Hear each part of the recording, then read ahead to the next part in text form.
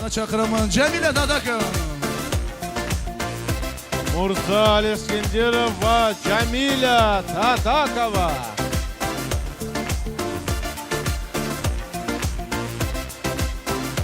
Bu yılgandırmağa, bozarıp durmağa, sevgiler yollağa, karavum durmağa, alumlu gözler, Irak'a karayman, sağınlanmaz seni, çidamam bolmayman, gelir gününü bilsen, aldına çıkar edin, kızıl gülleneceğim, sana verelim, canım adın, daim yazılgan, yalı yüreğim, bir sağa bozargan, yal tapma yürek, bir seni gözleymen, canım asingen, ayağım izleymen.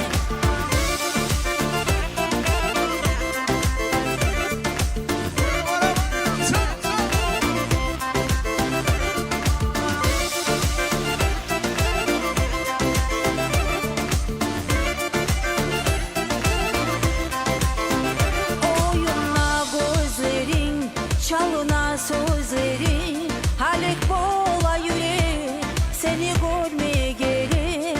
Ne uzundur yollar, dostuma ertegin, ne uzaktır zaman, sen yok da getegin.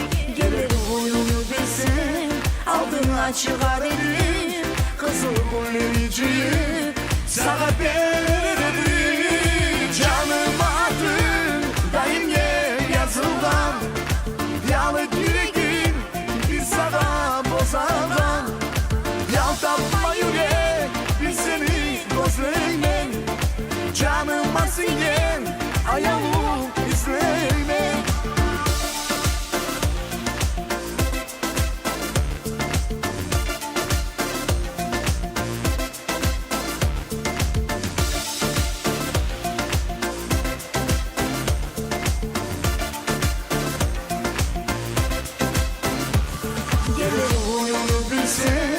Aldığından çıkar elim, kızıl gülleneceğim, sana